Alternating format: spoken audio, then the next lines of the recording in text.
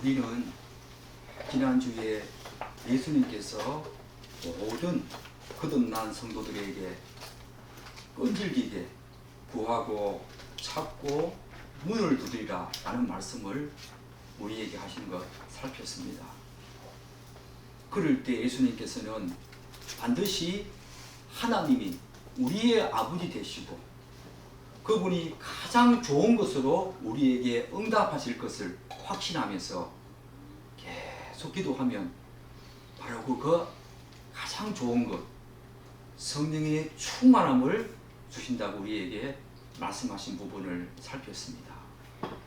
그런데 오늘 우리 조국교회는 이 성령의 충만함과 이 성령 세례, 성령 침례에 대해서 명확한 정리가 제대로 되지 않아서 많은 혼란과 논란이 있는 것이 사실입니다.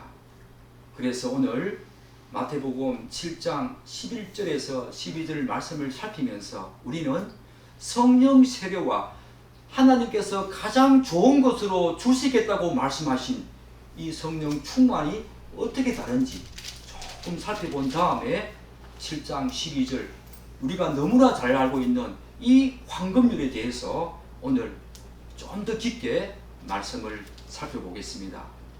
이 성령 세례는 성령 하나님이 복음 곧 하나님의 말씀으로 우리를 부르실 때에 그 부르심에 우리가 인격적으로 반응하는 그 순간에 일어나는 위대한 사건이지요. 그래서 이 성령 침례는 이 성령 세례는 중생과 너무 깊은 관련이 있습니다.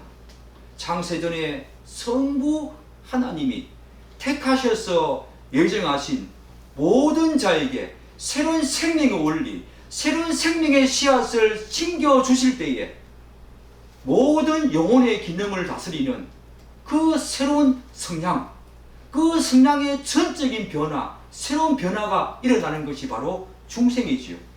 이 중생시에 일어나는 가장 획기적인 사건이 바로 성령 세례입니다. 그러므로 성령 세례가 없이는 우리는 거듭날 수도 없고 새로운 성량의 변화 절대로 가질 수가 없지요. 그 결과 우리는 하나님과의 바른 관계 속으로 들어감으로 말미암아 예수 그리스도가 이제 우리의 머리가 되어지고 우리는 그분의 몸이 되어지는 그리고 그분은 우리의 왕이 되어지는 놀라운 일을 우리에게 허락하시게 됩니다. 그런데 어머니 모태에서 단 한 번 태어나듯이 중생시 다시 말씀드려서 영적으로 다시 태어나는 그 중생시에 일어나는 이 성령 세례도 단 한 번 일어나는 단회적이고 이례적인 사건이라는 것을 여러분들은 기억하셔야 합니다. 요한복음 3장 8절에 이렇게 말하고 있지 않습니까? 바람이 임의로 불매 내가 그 소리는 들어도 어디서 왔어 어디도 가는지 알지 못하나니 성령으로 난 사람도 다 그러하니라. 어디서 와서 어디로 가는지 알지 못한다. 오늘 예수님께서는 그렇게 말씀하시는데 이 새롭게 영적으로 거듭나는 이 중생시에 일어나는 그 성령 세례가 우리가 의식하지 못하는 사이에 일어난다는 경우가 대부분이라는 것입니다.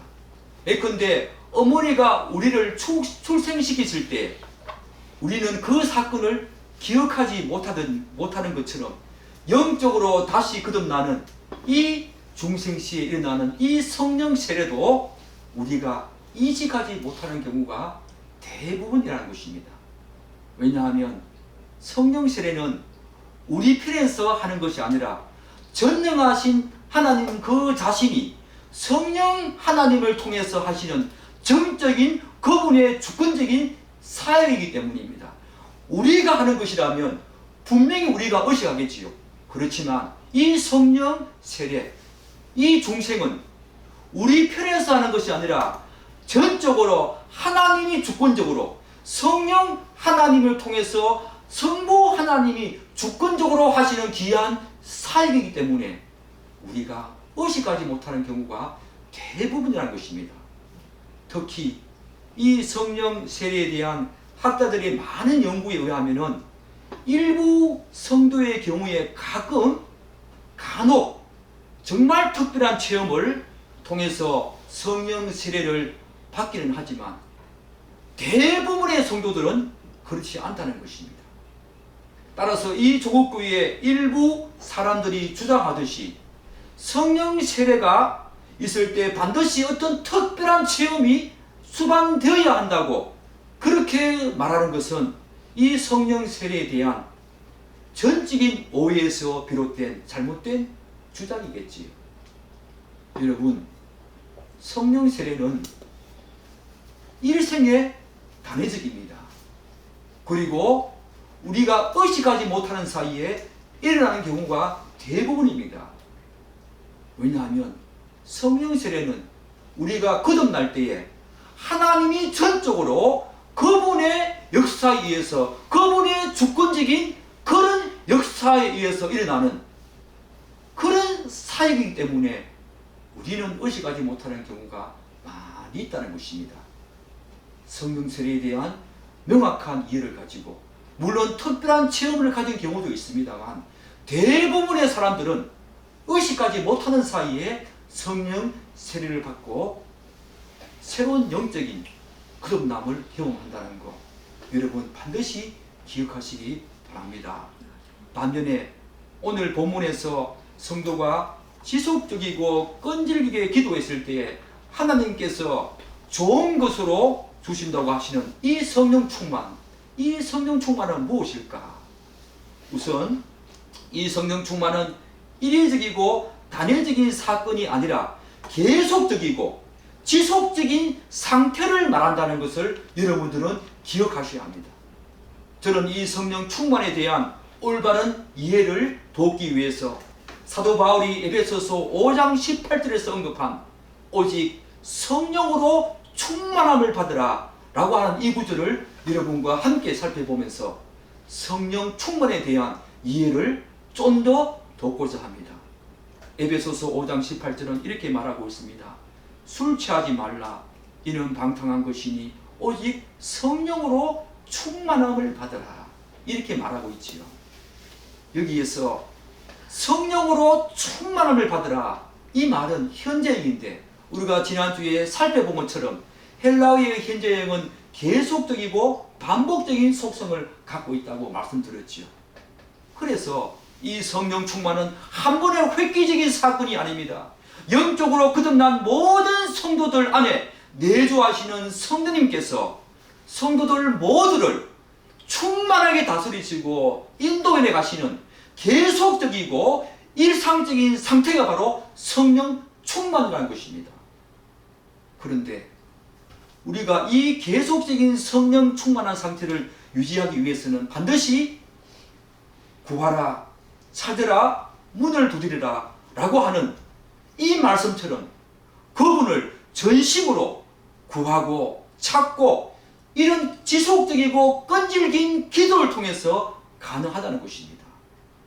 그렇지 않으면 성경은 우리 안에 성령이 소멸한다 이렇게 말하는데 사실은 그 소멸한다 그 말씀이 중생한 자에게 내주하시는 그 성령님이 완전히 사라진다 그런 의미가 아니라 성령님이 우리 안에서 역사하지 못하시고 일하시지 못하시고 우리를 성령 충만함으로 다스리지 못하신다 그런 뜻입니다. 따라서 우리가 어떤 문제 상황이나 혹은 무엇인가 절실히 필요한 요구 사항이 있을 때만 기도하고 평상시에 기도를 소홀히 한다는 것은 아직까지 기독교를 잘 모르는 것이지요. 여러분들은 어떨 때 기도하십니까? 정말 성령 충만함을 위해서 기도하십니까? 아니면 여러분의 필요한 사항, 여러분에게 절실히 요구되는 그런 사항이 있을 때만 선택적으로 기도하십니까? 그런 사람은 아직까지 기독교를 잘 모르는 사람이고 아직 거듭난 사람이 아니지요. 이런 식의 기도는 우리 영혼의 성숙과 성장 그분과의 관계성 차원에서, 기도는 그분과의 관계성 차원에서 하는 것입니다. 그분이 우리 아버지 되시기 때문에 그분과 끊임없는 교제와 사귐과 교통을 위해서 기도하는 거지요. 그런데 이런 식의 기도는 그분과의 관계성 차원에서 기도하는 것이 아니라 우리의 몸과 이 땅에서의 삶을 위한 그런 기도이기 때문에 그런 사람은, 그리고 이런 식의 기도는 기독교적인 기도가 아닐 뿐더러 중생한 사람이 아니지요. 이런 사람은 그냥 무엇을 먹고 마시고 이불가에 모든 초점을 둔 그런 사람이고 그것을 위해서만 기도하는 사람이지요. 여러분, 기도는 그런 것이 아닙니다. 물론 그것을 위해서도 우리가 기도해야 한다.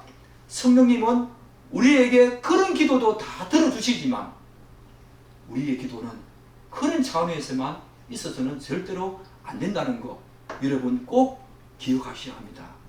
그래서 이런 사람은 마치 이 하나님을 이방인 섬기는 것처럼 기독교를 정말 타 종교와 마찬가지로 단순히 기복신앙의 일부로 알고 신앙생활을 하는 그런 사람의 전형이라고 할 수 있지요. 기독교는 그렇지 않습니다.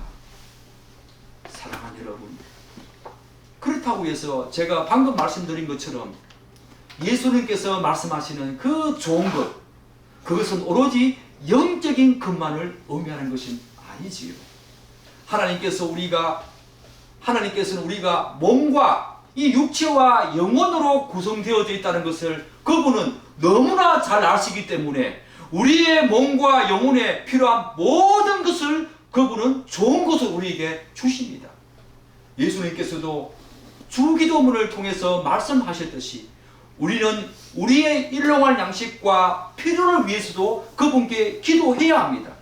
그러나 그것보다 더 중요하고 우선적인 것은 먼저 그의 나라와 의를 구하는 것, 바로 그분과의 관계성 차원에서 그분의 나라와 의가 이 땅 가운데 풍성히 임하도록 기도하는 것이 바로 그분의 뜻대로 사는 것이고 그분의 뜻대로 기도하는 것이지요.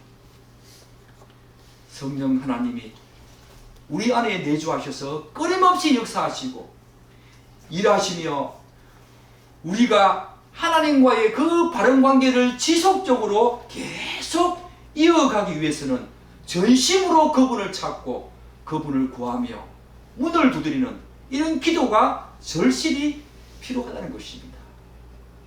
기도는 우리가 이 사단의 영과 이 세상의 영과 바로 육체의 소욕에 따라 지배당하지 아니하고 오직 성령 하나님의 다스림과 인도하심을 지속적으로 경험하면서 거룩한 삶을 살기 위한 능력을 얻기 위한 중요한 채널이자 중요한 도구이며 통로이지요. 사랑하는 여러분, 여러분도 잘 알다시피 우리는 이제 중생하여 멸망과 죽음, 사망의 영역에서 생명과 영생의 영역으로 완전히 옮겨진 그런 존재가 아닙니까? 그래서 이제 우리의 지위와 신분과 우리의 모든 어떤 능력들은 완전히 새롭게 변화가 되었습니다. 정말 중생시에 있게 되는 이 성장의 전적이고 새로운 변화로 말미암아 이제 전혀 다른 삶을 살 수 있는 그런 지위, 그런 신분으로 옮겨짐에 따라서 전혀 다른 삶을 살 수 있는 능력을 우리는 이제 가지게 되었다는 것입니다. 그럼에도 불구하고 우리 안에는 여전히 옛 본성과 옛 자아의 흔적이 남아 있습니다. 그래서 이 옛 본성과 옛 자아의 흔적이 우리가 거듭남으로 말미암아 있게 되는 이 새 본성과 새 자아와 끊임없이 갈등하면서 반복하는 모습을 우리가 우리 안에서 많이 보고 있지 않습니까? 그렇기 때문에 이 옛 본성과 옛 자아를 완전히 무너뜨리고 우리 안에 중생시에 있게 되는 그 새 본성과 새 자아가 우리 안에서 충분히 역사하시고 일하시고 우리를 지배하고 다스리게 하기 위해서는 절대적으로 성령님의 도우심과 인도하심과 다스림이 필요하다는 것입니다. 우리가 이것을 위해서 성령님께 간절히 기도할 때에 성령님은 우리 안에서 우리를 충만히 다스리시고 하나님을 더 알게 하십니다. 그리하여 우리의 죄를 깨닫게 하시고 죄를 미워하고 거스리며 그 죄를 정하게 하셔서 우리가 이 모든 죄의 유혹을 이기게 하시지요. 한 걸음 더 나아가서 하나님의 말씀에 온전히 순종하고 그분의 계명에 온전히 따르고 또 지키고 그렇게 함으로 말미암아 우리로 하여금 하나님이 원하시는 거룩한 성화의 삶, 거룩한 삶을 살아갈 수 있는 그런 힘을 우리에게 인도하시고 그분이 그렇게 살아가도록 우리 안에서 성령님이 우리를 다스리시고 인도하시고 바로 우리를 지배하신다는 것입니다. 그것이 바로 성령 충만이라는 것입니다. 이런 측면에서 성령 충만과 거룩한 삶, 이 성화의 삶은 절대로 뗄래야 뗄 수 없는 그런 중요한 그런 어떤 매개체이고 뗄 수 없는 그런 관계에 있지요. 그런데 일부 사람들은 우리가 예언을 하고 치유를 하며 방언을 하는 등 뭔가 큰 은사를 받고 능력을 행해야만 성령 충만하다 그렇게 오해하는 경우가 있습니다. 그런 경향을 가지고 있다는 것입니다. 오늘 조국교회에 그런 생각과 그런 경향을 가진 사람들이 많이 있다는 것입니다. 그런 생각은 기독교를 한낱 무당 종교에 비추는 것이고 샤머니즘적인 그런 것으로 전락시키는 것과 불과한 것입니다. 기독교는 그런 종교가 아닙니다. 기독교는 무당 종교가 아닙니다. 기독교는 절대로 그리하지 않습니다. 여러분이 앞으로 우리가 살펴보겠지만 마태복음에서 주님의 이름으로 귀신을 쫓아내고 주의 이름으로 많은 권능을 행하고 주의 이름으로 선지자고를 했다 하더라도 그런 사람이라고 하더라도 하나님께서 그들을 향해서 불법을 행하는 자들아 내가 도무지 너희를 모른다 라고 할 수 있다는 것 여러분들은 분명히 기억하시고 눈여겨보아야 합니다. 기독교는 무당 종교 아닙니다. 기독교는 샤머니적인 그런 종교 아닙니다. 결국 성령 충만은 뭔가 은사를 받고 능력을 행하고 치유를 하고 방언을 하고 큰 능력을 행하는 그런 것이 성령 충만이 아니라 하나님이 우리에게 주신 은혜의 수단인 이 기도와 말씀을 통해서 그분을 사모하고 간구하고 목말라 할 때만 가능하기에 모든 성도들에게 이 성령 충만은 바로 모든 성도들에게 명령하고 있다는 것입니다. 따라서 이 성령 충만은 교회 공동체의 어떤 특정한 직분자, 다시 말씀드려서 목회자나 장로님이나 권사님이나 집사님이나 이런 중직자에게만 성령 충만함이 있어야 된다. 그런 것 절대로 아닙니다. 모든 성도들에게 일상적이고 보편적인 상태가 바로 성령 충만이어야 한다는 것입니다. 그렇기 때문에 사도 바울은 이 모든 에베소 성도들을 향해서 지속적이고 계속적으로 성령으로 충만함을 받으라 라고 명령하고 있는 것 아닙니까? 성경은 성령 세례를 명령적으로 말하지 않습니다. 성령 세례를 명령적으로 말하지 않습니다. 그런데 성령 충만함은 명령합니다. 너희들 안에 중생시 있게 되는 그 성령 하나님의 내주하심이 끊임없이 여러분들을 다스리고 지배하고 인도하여서 여러분이 성령님의 그 인도 속에서 거룩한 믿음의 삶, 하나님이 원하시는 그분의 뜻대로 행하는 삶을 살아가도록 하기 위해서는 성령 충만이 너무너무 중요하기 때문에 성경은 성령 충만함을 받으라 라고 명령하고 있는 것입니다. 성령님은 너무나 많은 성도들이 그럼에도 불구하고 이 성령 세례를 받은 후에 성령님이 자신 안에서 일하시도록 하지 않는 채 그냥 내버려 둔다는 것입니다. 성령님은 왕으로서 우리를 자유롭게 다스리시고 자유롭게 통치하시지만 그분은 우리가 그분을 찾고 구하지 않는데 우리에게 강압적으로 그리고 기계적으로 우리 안에서 절대로 일하지 않으십니다. 우리가 찾고 구하고 문을 두드릴 때 그분이 참으로 우리 안에서 역사하시고 일하시고 우리에게 성령 충만함을 주셔서 우리를 인도하신다는 것입니다. 여러분, 이제 이 성령 침례, 성령 세례와 성령 충만함, 여러분 이제 구분이 되십니까? 사랑하는 여러분, 여러분들은 이제 성령 충만함을 받기 위해서, 왜요? 예수님께서 산상수훈 초반부터 말씀하신 모든 일반적인 신앙생활 그리고 바리새인과 서기관들보다 더 나은 의를 행하기 위해서 뿐만 아니라 예수님께서 산상수훈 내용에서 말씀하신 모든 내용들을 특별히 우리가 지지난주에 살펴본 남들을 판단하지 말라, 이런 어려운 주제들을 다루어내기 위해서는 우리가 성령 충만함을 받아야 하기 때문에 예수님께서는 이 산상수훈 끝들에서 우리에게 성령 충만함을 받으라고 끊임없이 기도하고 구하고 문을 두드리고 찾으라고 지금 말하고 있는 것이요.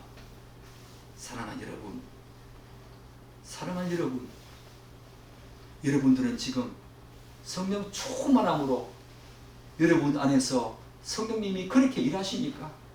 그걸 여러분들 느끼십니까? 그걸 느껴야 합니다. 성령 세례는 우리가 의식하지 못하는 사이에 우리에게 일어나는 단회적이고 한번적인 그런 획기적인 사건이지만 성령 충만함은 여러분이 충분히 의식할 수 있습니다. 내가 죄의 유혹에 넘어가는가, 그렇지 않은가?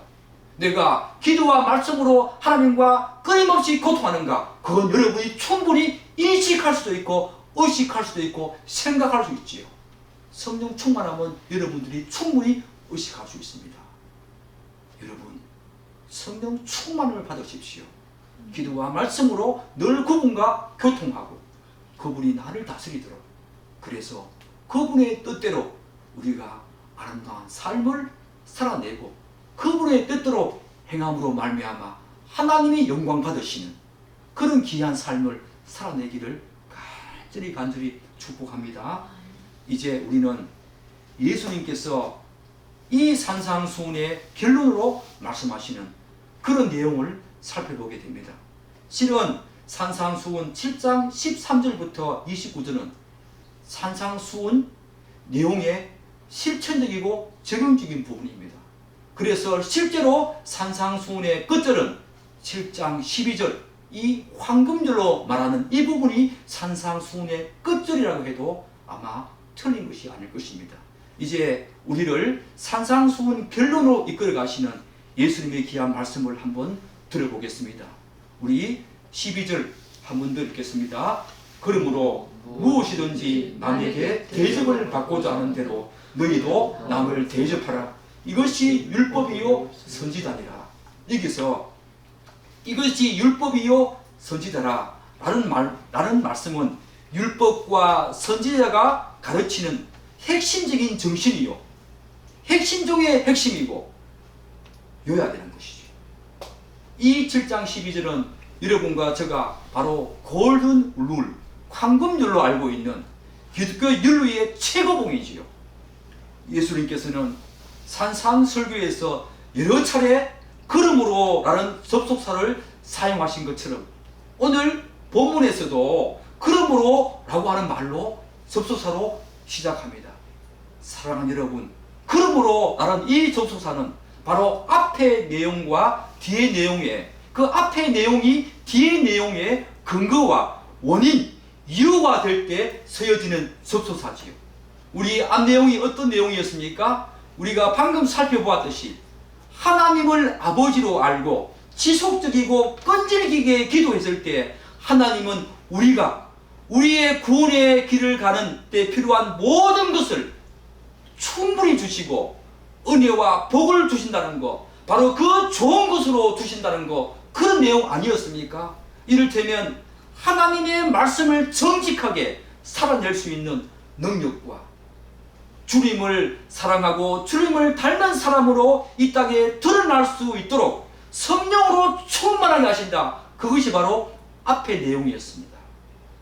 이를 통해서 결국 예수님께서 우리들에게 정말 기대하시고 바라시는 삶이 바로 12절 이 내용이라는 것을 우리가 알 수 있지요.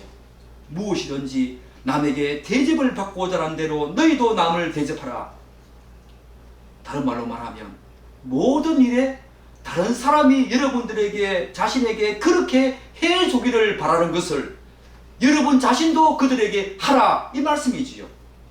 사랑하는 여러분, 여러분들은 7장 12절 이 구절을 생각하면 어떤 구절, 산상수훈 우리가 앞구절에서 우리가 이미 배웠던 내용 중에서 이미 살펴본 내용 중에서 어떤 구절이 생각나십니까? 저는 5장 17절 말씀이 상기되어 있습니다. 우리 5장 17절 말씀을 함께 읽겠습니다. 5장 17절 함께 읽겠습니다. 내가 율법이나 선지자를 폐하러 온 줄로 생각하지 말라. 폐하러 온 것이 아니요 완전하게 하려 함이라. 여기에 보면 율법과 선지자라는 말이 나오지요. 예수님께서는 산상수훈 초반부에서 율법을 폐하러 온 것이 아니라 완전하게 하러 오셨다고 말씀하시는데, 오늘 산상수훈 끝절에서 다시 한 번 더 율법과 선지자를 언급한 것은 굉장한 의미가 있다고 저는 생각을 합니다. 왜냐하면 이 본문 말씀은 바로 모세의 율법과 선지자들이 전한 말씀의 핵심이요 정신이요 최고봉이기 때문입니다. 그래서 성경학자들은 이 말씀을 황금률이라고 우리에게 교훈하고 있지 않습니까? 예수님께서 모세 율법 중에서 어느 계명이 가장 큰가 라고 하는 그 율법사의 질문을 받고 어떻게 말씀하십니까?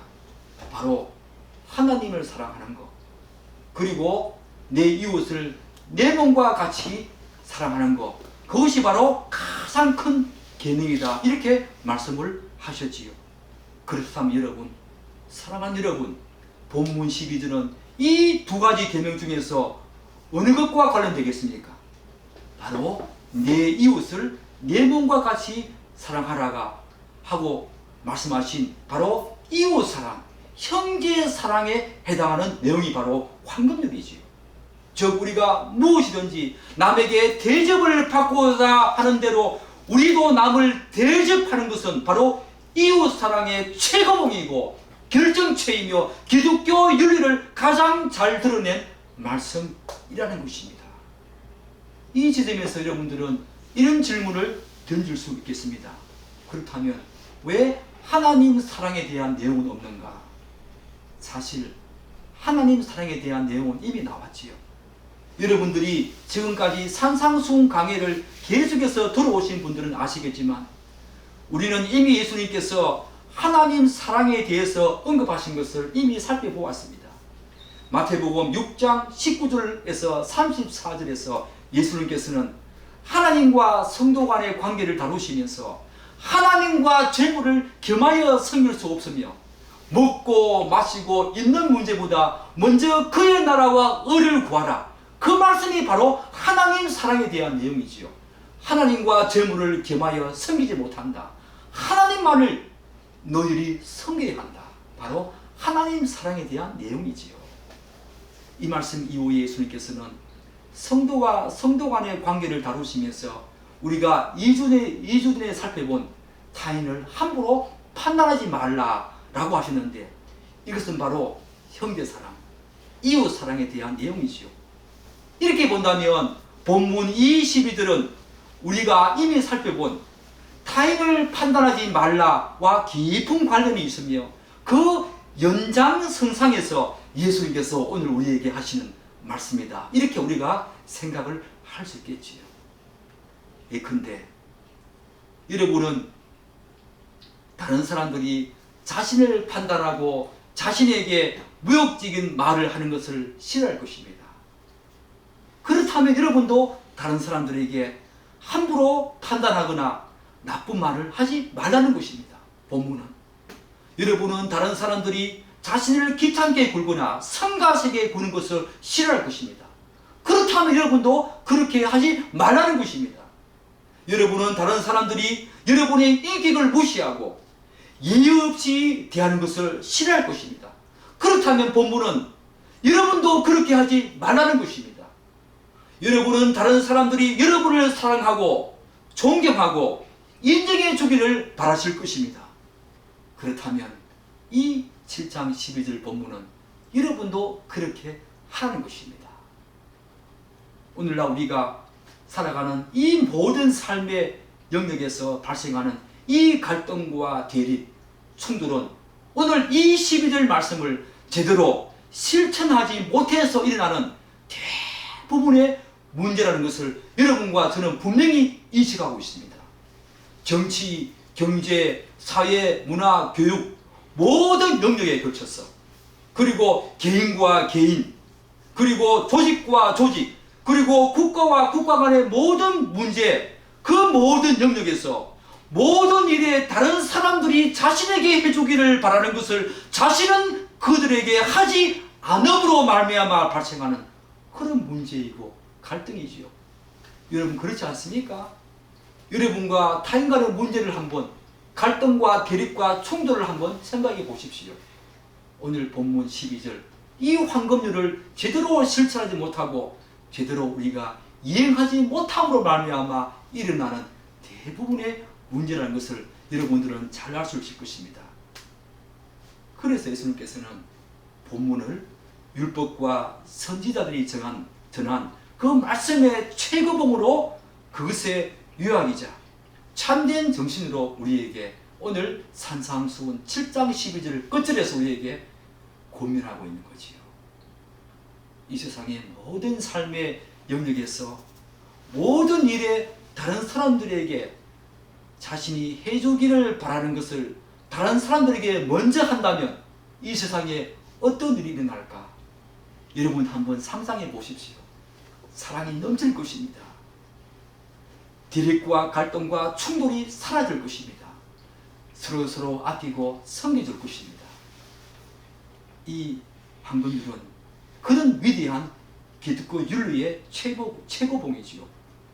사랑하는 여러분, 그렇다면 우리는 왜 이렇게 우리의 모든 문제와 충돌과 대립을 말끔하게 해결시킬 수 있는 이 황금률을 제대로 지키지 못할까? 그 이유가 뭘까요? 우리는 어머니 모태에서부터 죄인으로 태어난 본능적으로 그래서 타인을 먼저 생각하고 배려하고 또 대접하기보다는 우리가 먼저 타인으로부터 그렇게 대접받기를 좋아하지. 그것은 어머니 모태에서 죄인으로 태어난 모든 사람들의 일반적인 성향이고 태도이지요. 또한 우리는 누가 가르쳐 주지도 않아도 자신의 입장과 관점에서 모든 것을 판단하고 생각하는 정말 컴퓨터 칩처럼 천성적으로 컴퓨터 칩처럼 우리에게 집어넣으신 천성적인 어떤 태도이고 자세이고 성향이지요. 이러한 성향은 어디에서 기인합니까? 타락한 이후에 우리에게 있게 된 자아중심성, 그리고 교만에서 발효된 인간 실존이고 타락한 모든 인간에게 공통적으로 나타나는 보편적인 현상입니다. 그리고 특징이지요. 우리는 자아를 너무 사랑합니다. 우리는 자기를 너무 사랑합니다. 모든 것이 자기 위주입니다. 그래서 우리 자신에 대해서만 관심을 갖고 생각하는 경향이 있지요. 그리고 우리의 생각을 다른 사람들에게 전환시키지 않습니다. 이것은 타락으로 인한 그런 죄성과 이런 우리 안에 들어온 치명적인 결과라고 할 수 있지요. 따라서 이런 자아중심성 그리고 교만을 거스르는 것은 우리의 본성을 거스르는 것이기 때문에 정말로 우리 내면에서 획기적인 그런 사건과 변화가 없다면 도저히 불가능한 일입니다. 그런데 여러분, 산상설교는 누구에게 예수님께서 하시는 말씀입니까? 바로 중생한 성도들에게 하시고 있는 말씀이라는 것을 여러분들은 기억하셔야 합니다.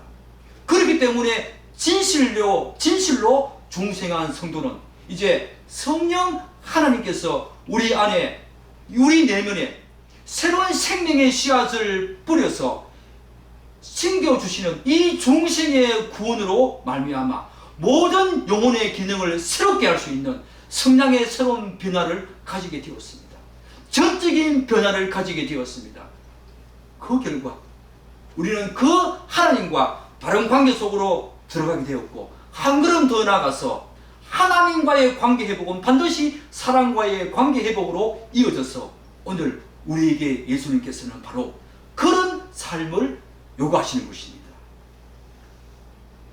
사랑하는 여러분, 이제 자기 주변의 형제와 이웃을 정말로 사랑과의 관계가 회복되어졌다면, 정말로 이제 자기 주변의 그 이웃과 형제를 달리 보면서 그들을 자신의 몸처럼 사랑하게 됩니다.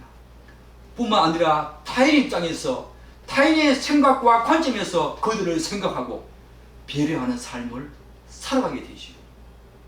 따라서 사랑하는 여러분, 황금률을 신실하게 실천하기 위해서는 우리를 사로잡고 있는 자기중심성과 교만에서 반드시 벗어나야 합니다.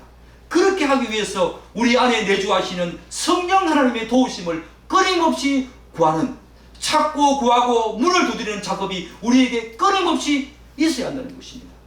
사도 바울은, 이걸 너무나 잘 안 사도 바울은 에베소 1장 3장에 걸쳐서 기독교의 핵심적인 그런 교리, 그런 진리체계에 대해서 말씀하신 후에 여러분 4장부터 실천과 적용적인 부분을 다루고 있지 않습니까?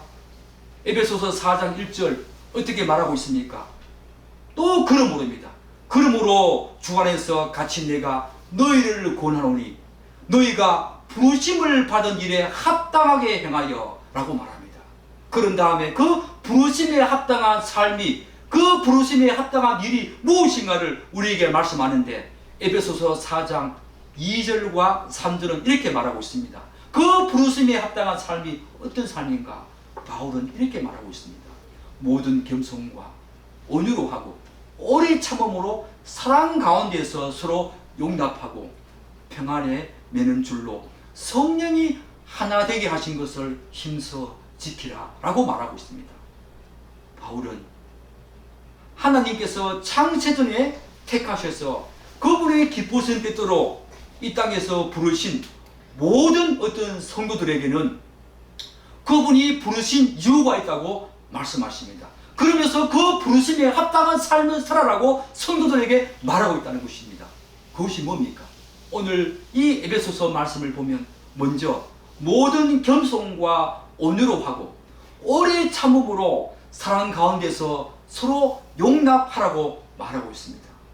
또 다른 한 가지는 성령이 하나 되게 하신 것을 힘써 지키라고 말하고 있지 않습니까? 바울이 말하는 이 부르심에 합당한 삶을 요약하면 바로 이웃사랑이지요. 삼위일체 하나님께서 하나이듯이 뿐만 아니라 세례와 침례와 주님, 믿음도 하나이듯이 중생하여 하나님의 자녀가 된 모든 성도들은 이제 한 몸을 이룬 교회의 공동체라는 것입니다. 교회에 서로 한 몸을 이룬 서로 같은 지체라는 것입니다. 한 몸을 이룬 성도들은 당연히 이웃을 내 몸과 같이 사랑해야 하는데, 그 이유는 바로 한 소망 안에서 동일한 부르심을 받았기 때문이다 라고 바울은 말하고 있지 않습니까? 하나님은 죄와 허물로 죽은 우리들이 사단의 영과 이 세상의 영, 육체의 소욕에 따라 이제 지배당하고 종노릇하는 우리들을 불쌍히 여기셔서 그분이 우리에게 긍휼과 자비와 사랑을 베풀어 주시지 않았습니까? 하나님이 그분의 입장과 그분의 관점에서 먼저 우리들을 생각하셨다면, 그분을 마음에 두기를 싫어하는 우리들, 그분의 말씀에 전적으로 불순종한 우리들을 어떻게 영생과 이 생명을 주시겠습니까? 만약에 그분의 관점에서, 그분의 생각에서, 그분의 입장에서 우리들을 생각하셨다면 우리들이 그냥 멸망과 저주와 심판 가운데 내버려 두셨을 것입니다. 그러나 하나님은 우리가 이 사단과 세상의 영에 지배당하고 종로로 타면서 온갖 고통과 슬픔을 당하며 살아가는 우리의 비참한 이 상태를, 이 처지를 먼저 생각하시기 때문에 그분은 우리에게 사랑과 은혜를 베풀어 주실 수 있었지요. 사랑하는 여러분, 사랑하는 여러분, 우리에게 참된 자유와 죄로부터의 해방, 그리고 구원을 주시기 위해서 아들 하나님을 이 땅에 아낌없이 보내주셔서 십자가에서 그분을 죽게 하셨습니다. 그러므로 이 놀라운 은혜를 아는 그런 진실된 중생한 성도들이라면 우리들은 이제 자신의 몸같이 이웃을 사랑하사 하나님께서 아들 하나님의 몸을 찢으시고 피를 흘리게 하신 것처럼 우리들도 한 공동체의 한 지체된 이웃들을 그렇게 사랑하고 섬겨내며 베풀어주고 이해하고 살아갈 것입니다. 이를테면 당연히 이웃을 내 몸과 같이 사랑할 것이고 그들을 위해서 희생하고 대접할 것입니다. 이것이 바로 중생한 성도들의 참된 모습이지요. 성도는 이제 타인이 자신에게 먼저 무엇을 해주기를 바라기보다는 먼저 하는 사람입니다. 황금률을 이행하며 사는 삶이 이 세상의 모든 갈등과 모든 반목과 정오와 대립과 충돌, 그런 미움을 해결할 수 있는 가장 중요하고 유일한 방법이지요. 이것이 바로 여러분과 저가 하나님으로부터 부르심에 합당한 삶을 사는 것입니다. 그렇게 사시기 바랍니다. 이제 우리 조국교회는 산상설교 이 내용과 오늘 이 한금률을 들으면서 예수님의 교훈이 단순히 정말로 당대의 바리새인들과 서기관들의 그것과 전혀 다르다고 감탄과 그분께 찬사와 경이로움을 그렇게 보내며 만족할 수 없는 그런 시간들을 지금 진행하고 있습니다. 지금 우리는 기독교 윤리의 최고봉인 이 황금률을 우리의 실천적인 삶으로 드러내면서 살아야 되는 그런 시간들을 우리는 지금 진행하고 있다는 것입니다.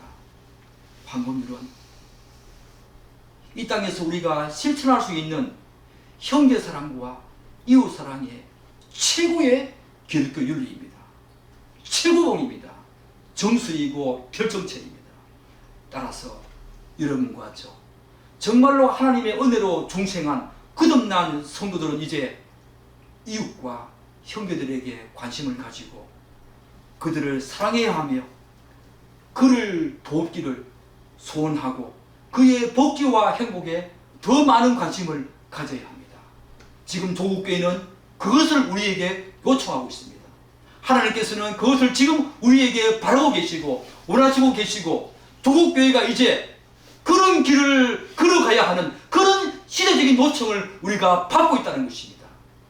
사랑하는 여러분, 사랑하는 여러분, 말씀을 듣고 그냥 은혜 받았다, 그냥 좋다라고 그냥 그저 그렇게 말씀만 하지 마시고 이 말씀대로 실천하며 살아내는 삶이 오늘 조국교회 모든 성도들에게 부르심에 합당한 삶이다 라고 생각하시고 여러분들은 기독교 윤리의 최고봉인 이 황금률을 여러분의 일생에 거쳐서 성령 하나님의 도우심을 구하면서 그렇게 살아내면서 이웃을 사랑하고 형제를 품어주고 베풀어주고 그들의 행복과 그들의 그 복지에 더 많은 관심을 가지시고 여러분이 그렇게 함으로 말미암아 산상설교 그 초도에서 세상의 빛과 소금이 되어서 그들로 하여금 하나님께 영광 올려드리는 그런 귀한 삶이 있도록 여러분 그렇게 살아내기를 저와 함께